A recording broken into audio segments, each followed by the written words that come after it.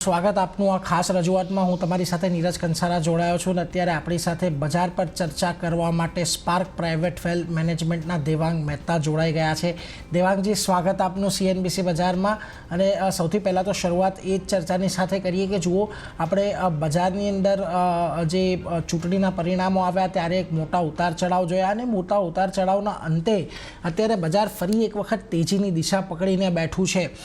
વૈશ્વિક બજારમાં પણ અત્યારે આપણને કોઈ એવા મોટા સંકેતો એવા નથી મળી રહ્યા કે જેનાથી બજારની અંદર કોઈક વધારે ચિંતા ઊભી થાય. અને બીજી તરફ ભારતની જે ગ્રોથની સ્ટોરી છે એ પણ હજી આપણને ઇન્ટેક્ટ જ રહેતી જોવા મળી છે. કોઈ એવા મોટા ચિંતાજનક આંકડાઓ કે મોટી ચિંતાજનક સંકેતો એ ફ્રન્ટ પરથી પણ આપણને નથી મળી રહ્યા. ઓવરઓલ કઈ રીતે હવે બજારની દિશા અહીંયાથી તમને આગળ વધતી દેખાય છે? કારણ કે જુઓ, ફેડ તરફથી કે RBI તરફથી પણ કોઈ બહુ મોટા ચેન્જીસ અત્યારે તો કરવામાં નથી આવ્યા. આવનારા સમયમાં હજી એક આશા બંધાઈ રહેલી છે કે આવા કંઈક ચેન્જીસ થશે, પરંતુ ત્યાં સુધી બજારની દિશાને તમે કઈ રીતે જોઈ રહ્યા છો? Thank you Neeraj for having me on the show. Yes, તમે બહુ જ રેલિવન્ટ ક્વેશ્ચન પૂછ્યો કે આપણે 4 જૂનની આસપાસ જે વોલેટિલિટી જોઈ હતી જ્યારે ઇલેક્શનના રિઝલ્ટ્સ આવ્યા, પહેલા એક્ઝિટ પોલ પર આપણે એક બહુ મોટો અપમૂવ જોયો હતો અને જે દિવસે એકચ્યુઅલ રિઝલ્ટ્સ હતા એ દિવસે આપણે એક ડાઉન મૂવ જોયો હતો અને એના પછી આઈ થિંક માર્કેટ સ્ટેબલ થઈને ઇનફેક્ટ બહુ જ સરસ બુલિશ ઝોન તરફ પણ જે કહી હતી. અને સાથે સાથે આપણે જોઈએ તો જે પણ સેક્ટર એકચ્યુઅલી અંડર પરફોર્મ કરતા હતા એ સેક્ટર પણ ફરી વખત બહાર આવ્યા છે. સો પહેલા તમે જુઓ તો થોડી નેરો રેલી હતી, કેપેક્સ ઓરિએન્ટેડ બિઝનેસીસ ચાલતા હતા, પણ હવે તમે સાથે સાથે જુઓ તો કન્ઝમ્પશન, ક્રેડિટ ગ્રોથ, બેંક્સ બધું જ સાથે પાછું આવ્યું છે. મારા હિસાબે આનું એક રીઝન જો કહી શકું અને માર્કેટની દિશા પર પણ હું વાત કરું, માર્કેટને કન્ટિન્યુટી ઓફ પોલિસીઝ વધારે ગમે છે.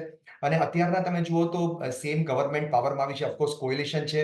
અને હું હંમેશા કહું છું કે અત્યારના જે સાથે કોએલિશનમાં છે, જે ચંદ્રબાબુ નાયડુ TDP અને નીતિશ કુમાર જે સાથે છે, એ બંને પોતાના સ્ટેટમાં પોસ્ટર બોયઝ ઓફ ડેવલપમેન્ટ રહ્યા છે. બિહારમાં પણ બહુ ડેવલપમેન્ટ થયું હતું અને પાસ્ટમાં આપણે જોઈએ તો જે તેલંગાના છે અત્યારના, જે જ્યારે પહેલા આંધ્ર હતું ત્યારે પણ હૈદરાબાદ જે હિસાબે સાયબર સિટી સાયબરાબાદ હતું, તો એમ કહેવાય કે આ લોકો પણ પ્રો રિફોર્મ અત્યારે સાથે લોકો મળ્યા છે. અને માર્કેટ એક્સપેક્ટ કરે છે કે જે પણ મિનિસ્ટ્રીઝ એલોટ કરવામાં આવી છે, જે ટોપ મિનિસ્ટ્રીઝ ફરી વખત એ જ મિનિસ્ટર પાસે ગઈ છે જે પહેલા હતા. તો મારા હિસાબે કોઈ કન્ટિન્યુટી ઓફ પોલિસી આગળ કન્ટિન્યુ રહેશે. લોકો એક્સપેક્ટ કરી રહ્યા છે કે થોડું રૂરલ તરફ ધ્યાન ઓછું હતું તો રૂરલ કન્ઝમ્પશનને પણ બૂસ્ટ કરવાના સ્ટેપ્સ આપવામાં આવશે. બજેટ બહુ નજીક છે જુલાઈમાં, તો એક એન્ટિસિપેશન થઈ રહી છે કે એક પ્રી બજેટ રેલી અત્યારે શરૂ થઈ ગઈ છે અને માર્કેટે એક ચેર આપ્યું છે કન્ટિન્યુટી ઓફ પોલિસીઝને. રિટેલ ઇન્વેસ્ટર્સના ફ્લો સ્ટ્રોંગ છે, અલ્ટ્રા HNIs પણ માર્કેટમાં ઇન્વેસ્ટ કરી રહ્યા છે. તો મારા હિસાબે મને કોઈ મેજર રીઝન કરેક્શનના નથી દેખાતા. યસ, નાના કરેક્શન આ લેવલ પર આવી શકે, આ મૂવ પછી શ્યોરલી આવી શકે, પણ RBIના સંકેતો હોય, ગ્લોબલ માર્કેટના સંકેત હોય, ફેડના કોઈ એવા સંકેત નથી જ્યાંથી વધારે નેગેટિવિટી આવે. ગ્લોબલ માર્કેટ સ્ટેબલ છે. ઇન્ડિયન માર્કેટ્સમાં તમે લિક્વિડિટી જુઓ, સેન્ટિમેન્ટ જુઓ, મેક્રોસ જુઓ, માઇક્રોસ જુઓ, આઈ થિંક બધું પોઝિટિવ દેખાઈ રહ્યું છે. એટલે બધું પોઝિટિવ તો અત્યારે દેખાઈ રહ્યું છે, પરંતુ જો તમે એક બહુ મહત્ત્વની વાત કરી બજેટ વિશે કે અત્યારે 1 મહિના બાદ આપણને ગમે ત્યારે બજેટ આવતું દેખાશે નહીં, એની જે એક રેલી અત્યારે બજારમાં જોવા મળી રહી છે. દેવાંગજી, જેમ તમે પણ કહ્યું કે ખાસ કરીને સરકારની અંદર જે પોલિસીઝની એક કન્ટિન્યુટી છે, સાતત્યતા છે, એ જળવાવી જોઈએ આવનારા સમય માટે જો અહીંયાથી સારો એવો ગ્રોથ કરવો હોય તો. પરંતુ હવે જે બજેટ આવવાનું છે એમાં ઘણા બધા પગલાં આપણે સરકારે પહેલેથી લઈ લીધા છે, પરંતુ હજી કયા એવા પગલાં છે કે જે અહીંયાથી ભારતના ગ્રોથને વધુ એક્સેલરેટ કરશે? એવા કયા પગલાં સરકારે લેવા જોઈએ તમારા મતે અને કયા સેક્ટર્સ પર ખાસ ફોકસ વધારવું જોઈએ? યસ, અગેન બહુ રેલિવન્ટ ક્વેશ્ચન છે નીરજ. અત્યારના સરકારે જે છેલ્લા 10 વર્ષમાં ખાસ કરીને તમે જુઓ તો કેપિટલ એક્સપેન્ડિચર આપણે કહીએ કે ઇન્ફ્રાસ્ટ્રક્ચર ઉપર જે સ્પેન્ડિંગ કહીએ કે જે 10 લાખ કરોડ, 11 લાખ કરોડ, 12 લાખ કરોડ જે અત્યારે સ્પેન્ડિંગ એ લોકો કરી રહ્યા હતા, રોડવેઝ હોય કે પોર્ટ્સ હોય કે એરપોર્ટ્સ હોય કે હાઈવેઝ હોય, જેટલું પણ તમે જુઓ તો ઇન્ફ્રાસ્ટ્રક્ચર બહુ સરસ રીતે બિલ્ડ થયું છે. જે તમે કોરિડોર કહો, ઇન્ફ્રાસ્ટ્રક્ચરના સ્પેશિયલ પ્રોજેક્ટ્સ કહો, પોર્ટ્સ પર પણ ડેવલપમેન્ટ થયું છે અને ઘણા બધા એરવેઝ, એરપોર્ટ થયું છે. મારા હિસાબે એક પાર્ટ જ્યાં થોડું સફરિંગ થયું છે એ છે એક રૂરલ રિકવરી. રૂરલમાં તમે જુઓ, હિન્ટરલેન્ડ ઓફ ઇન્ડિયા જેને આપણે કહીએ કે જે ગામ છે, ત્યાં બહુ થોડુંક મંદી જેવું વાતાવરણ હતું. એના કારણે તમે જુઓ તો ઘણું બધું FMCG બિઝનેસીસને બધા પણ સારું નહોતું કરતું. લોકોના હાથમાં શું ત્યાં ડિસ્પોઝેબલ ઇન્કમ વધારે હતી? તો કદાચ આન્સર છે નો. જ્યારે કે તમે લક્ઝરી સાઇડનું કન્ઝમ્પશન જુઓ, અપર એન્ડ કન્ઝમ્પશન જેમાં આપણે કહીએ હોટલ્સ આવે કે એવિએશન આવે, એ બધા સેક્ટર્સે સારું કર્યું છે. તો મારા હિસાબે ગવર્મેન્ટે 2-3 જગ્યાએ ફોકસ પોતાનું વધારવું પડશે. એક છે કેપિટલ એક્સપેન્ડિચર ઇન્ફ્રા પરનું સ્પેન્ડિંગ બહુ વધારે ઘટે નહીં. ત્યાં પણ સ્પેન્ડિંગ વધારવું જ પડશે કારણ કે હવે પ્રાઇવેટ સેક્ટર પણ ધીમે ધીમે જોશે કે અમને પણ અહીંયા સ્પેન્ડિંગ કરવું છે, અમારે એક્સપાન્શન કરવું છે.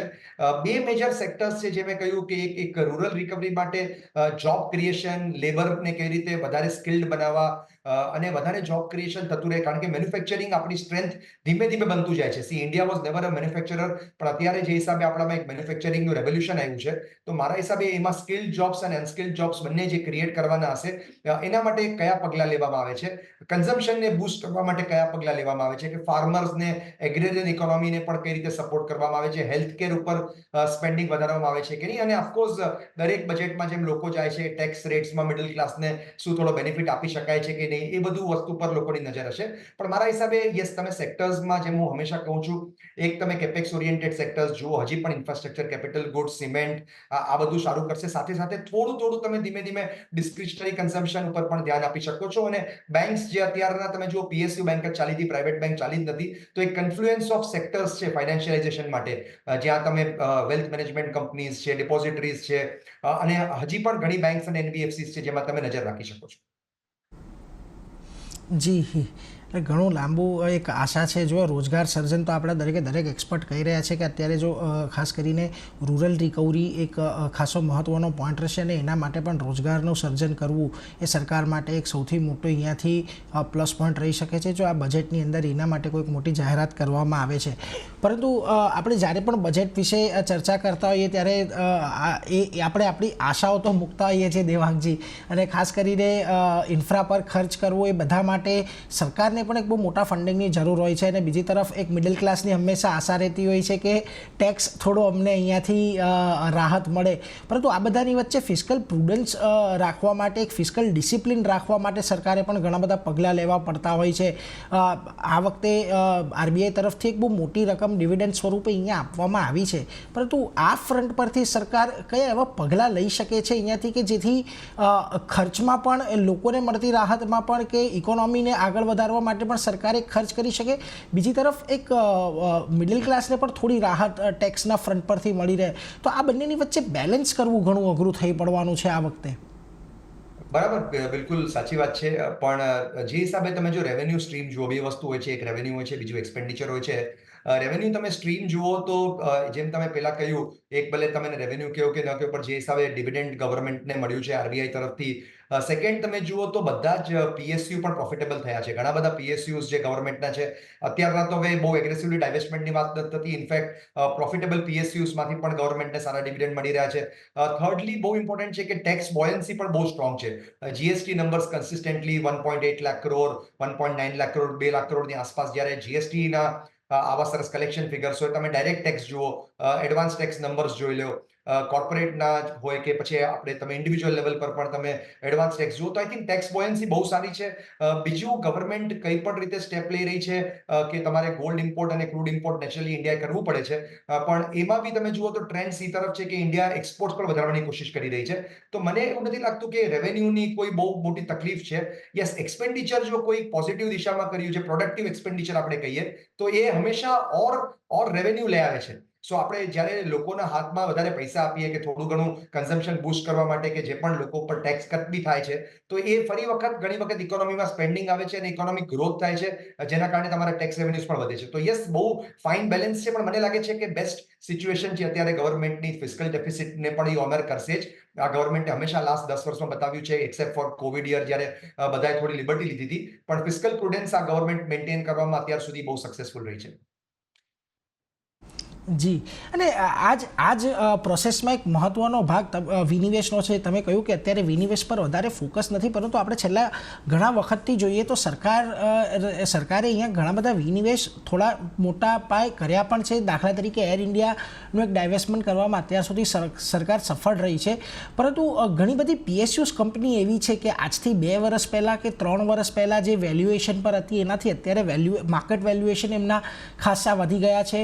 તો શું તમને લાગે છે કે આ એક બહુ સારો સમય છે સરકાર માટે પણ કે કોઈક સારી પ્રોફિટેબલ કંપનીઓમાં થોડો ઘણો જો વિનિવેશ કરે તો એમના જે અત્યાર સુધી ટાર્ગેટ અચીવ નહોતા થઈ શકતા તે કદાચ હવેની માર્કેટ કન્ડિશનને હિસાબે અચીવ થઈ શકે કે અહીંયાથી થોડા વધારે વેલ્યુ ક્રિએટ સરકાર કરી શકે છે? આઈ થિંક બે વસ્તુ થઈ શકે આમાં. એક ગવર્મેન્ટ કે અત્યારના ઇકોનોમિક ગ્રોથ સારો છે, પ્રોફિટેબિલિટી પણ બધી કંપનીઝની વધી છે. તમે જેમ જો છો EPS કે હોય કે ફ્રી કેશ ફ્લોઝ હોય, ઘણી બધી કંપનીઝ અત્યારના પોઝિટિવ કેશ ફ્લો જનરેટ કરી રહી છે. ઘણા PSUનું માર્કેટ કેપ જ્યારે વધ્યું છે ત્યારે એ પણ જોવાનું છે કે મેક્સિમમ કંપનીઝનું, અમુક કંપની તમે સાઈડ પર છોડી દો જે ખાલી અત્યારે ટ્રેન્ડના કારણે ચાલે છે, પણ ઘણી ખરી કંપનીની પોતાની પ્રોફિટેબિલિટી અને રેવન્યુઝ પણ વધ્યા છે અને ઘણી બધી કંપની અત્યારના પ્રોફેશનલી પણ ઓપરેટ કરી રહી છે. હવે આમાં બે કેટેગરીઝ છે. એક, ગવર્મેન્ટ એમ સોચી શકે કે વિચારી શકે કે અત્યારના મારે આનું ડાયવેસ્ટમેન્ટ કરવું છે, યોગ્ય સમય છે, પણ આઈ થિંક જે સપ્લાય એ માર્કેટમાં નાખશે એ ધીમે ધીમે સપ્લાય આપશે. કારણ કે એક વખત એવો હતો જ્યારે પણ ગવર્મેન્ટ કંપનીઝ ચાલતી તો તરત જ ઓફર ફોર સેલ, જેને આપણે OFS કહીએ છીએ, એ આવી જતું અને સેન્ટિમેન્ટ થોડું ખરાબ થઈ જતું. તો અત્યારના ગવર્મેન્ટ પાસે બે રસ્તા છે. એક, સ્ટ્રેટેજિક ડાયવેસ્ટમેન્ટ, જે હિસાબે એને એર ઇન્ડિયાનું કર્યું એ કરી શકે. ઘણી બધી કંપની એવી છે કે એટલી સરસ ચાલી રહી છે કે એને તમે પ્રાઇવેટાઇઝ કરવાની વાત કરો તો ઘણા બધા પ્રાઇવેટ સેક્ટર કંપનીઝ અત્યારના બાય કરવા પણ આવી જશે સારા PSUs ને. તો એક બીજો રસ્તો છે. ત્રીજો રસ્તો છે, યસ, તમે માર્કેટ રૂટથી તમે પોતાનો સ્ટેક ડાયવેસ્ટ કરો, OFS કરો. અત્યારના એની પણ ડિમાન્ડ છે. તો આ ત્રણમાંથી આઈ થિંક કોઈ પણ એક ઓપ્શન ગવર્મેન્ટ નેચરલી એને આગળ કરવું જ પડશે.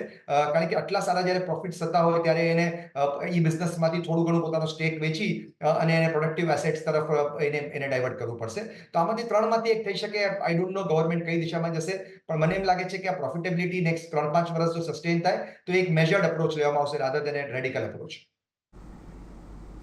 એટલે જો પ્રોફિટેબિલિટી અહીંયાથી 3-4 વર્ષ માટે સસ્ટેન થાય છે તો પછી આગળ જોવું રહ્યું કે સરકાર કઈ રીતના પગલાં લે છે. પરંતુ હવે અહીંયા જ આપણે રોકાણકારની પણ વાત કરીએ, કારણ કે જો પ્રોફિટેબિલિટી સસ્ટેન થાય છે એનો અર્થ તમારો કહેવાનો એ રીતનો પણ છે કે હજી પણ જે PSUs સારી કન્ડિશનમાં છે, જેની ઓલમોસ્ટ ફાઇનાન્શિયલ કન્ડિશન સારી છે, એક્ઝિક્યુશન સારું છે, ત્યાં આગળ હજી પણ તમને લાગે છે PSUsમાં ગ્રોથ આવશે? કારણ કે આપણે જોયું છે કે છેલ્લા ઘણા સમયની અંદર, અને ઇનફેક્ટ છેલ્લા 2024ના જ વર્ષની વાત કરીએ તો ઘણા બધા PSUsમાં એક સારી એવી અપસાઇડ ક્રિએટ થઈ ગઈ છે. તો શું હજી પણ PSUs તમને રોકાણ માટે આકર્ષક લાગી રહ્યા છે? આઈ થિંક અગેન હવે છે ને, જે હિસાબે તમારે એક ડાયસેક્ટ કરવું પડશે ટ્રેન્ડને. અત્યાર સુધી લગભગ બધી જ કંપનીઝ, જે સારી પણ હોય કે ન પણ સારી હોય, અત્યારે ટ્રેન્ડ એવો આવ્યો હતો કે પાર્ટિસિપેશન બહુ વાઇડ સ્પ્રેડ હતું. તો ઘણા બધા ટર્નઅરાઉન્ડ કેન્ડિડેટ્સ પણ ચાલ્યા, ઘણા હાઈ ડેટ કંપનીઝ પણ ચાલી ગઈ. તમે જુઓ તો પ્રોફિટેબલ કંપનીઝ હોય, જે પણ PSUમાં હોય કે નોન PSUમાં હોય, પ્રાઇવેટમાં હોય, એ બધી જ કંપનીઝે જનરલી સારું રિટર્ન આપ્યું છે. અને આ વખતે કોઈ કમ્પ્લેન નથી કે અમારા રિટર્ન નથી બન્યા માર્કેટમાં. બધા જ ઇન્વેસ્ટર્સના સેટના રિટર્ન બન્યા છે. હવે અહીંયાથી ઇટ ઇઝ ટિપિકલી, હું કહી રહ્યો છું છેલ્લા થોડા દિવસથી, now it is time to differentiate the men from the boys. હવે તમારે પ્રોફિટેબલ કંપની ગોતવાની છે. હવે તમારે market is always a slave of earnings and cash flows. અત્યારે તમારે એવી કંપનીઝ ગોતવાની છે કે જ્યાં પ્રોફિટેબિલિટી સસ્ટેન થશે. શું આનું બિઝનેસ મોડેલ એવું છે કે આગળ નેક્સ્ટ 3-5 વર્ષ જે ફોર્સેબલ ફ્યુચર છે ત્યાં પણ શું આ બધી કંપનીઝ એના અર્નિંગ્સને રિટેન કરશે, અથવા એક ટ્રેજેક્ટરી પર એનો અર્નિંગ્સ ગ્રોથ થશે કે જે એના PE ને કે જે એના પ્રાઇસ ટુ બુક વેલ્યુને જસ્ટિફાઈ કરી શકે છે. તો મારા હિસાબે યસ, થોડું તમારે હવે વેલ્યુએશન પર ધ્યાન આપવું પડશે, ક્વોલિટી ઓફ અર્નિંગ્સ પર ધ્યાન આપવું પડશે. એટલે હું એમ નહીં કહું કે બધા જ PSU ચાલશે, પણ યસ, જે સારા પ્રોફિટેબલ PSUs છે, જેનો બિઝનેસ અત્યારે પણ સારો છે અને જે આગળની ટ્રેન્ડમાં કેપેક્સમાં હોય કે કન્ઝમ્પશન કે ક્રેડિટ ગ્રોથને ઇનેબલ કરતું હોય, એ PSUs હજી પણ આગળ ચાલશે. તમે શરૂઆતમાં એ પણ કહ્યું કે ફાઇનાન્સ સેક્ટર અત્યારે તમને થોડું રોકાણ માટે સારું લાગી રહ્યું છે, પરંતુ આ સિવાય કયા સેક્ટર્સ છે કે જેના પર અત્યારે તમે ખાસ નજર રાખી રહ્યા છો, કે જેને વોચલિસ્ટમાં પણ રાખ્યા છે? અમે અત્યારના જે ખાસ સેક્ટર્સ પર જે ધ્યાન આપી રહ્યા છે છેલ્લા થોડા વખતથી, અને એમાંથી ઘણા બધા બિઝનેસીસ, ઘણા બધા સબ થીમ્સ એવા છે જેને બહુ સારું કર્યું છે અને આગળ પણ સારું કરશે. હવે બહુ સિમ્પલી તમને કહું તો capital goods as a sector હજી પણ બહુ સારું લાગે છે. કેપિટલ ગુડ્સમાં ઘણી બધી મિડ કેપ અને નીચે તમે સ્મોલ કેપમાં જાઓ તો ઘણી બધી પાવર એન્સિલરી કંપનીઝ હોય છે, ઘણી બધી ઓટોમેશન કંપનીઝ હોય છે, ઘણી કંપનીઝ એકદમ સ્પેશિયલાઇઝ નીશ થીમમાં કામ કરે છે. આર્ટિફિશિયલ ઇન્ટેલિજન્સમાં પણ ઘણી કંપનીઝ કામ કરે છે. જે IoT, અત્યારે તમે કહો ઇલેક્ટ્રોનિક મેનેજમેન્ટ સર્વિસીસ જે છે, એ ટાઈપ ઇલેક્ટ્રોનિક ઇલેક્ટ્રોનિક મેન્યુફેક્ચરિંગમાં જે કંપનીઝ છે એ પણ અત્યારના અમે એને વોચલિસ્ટ પર રાખી છે અને એને જોઈ રહ્યા છીએ અમે.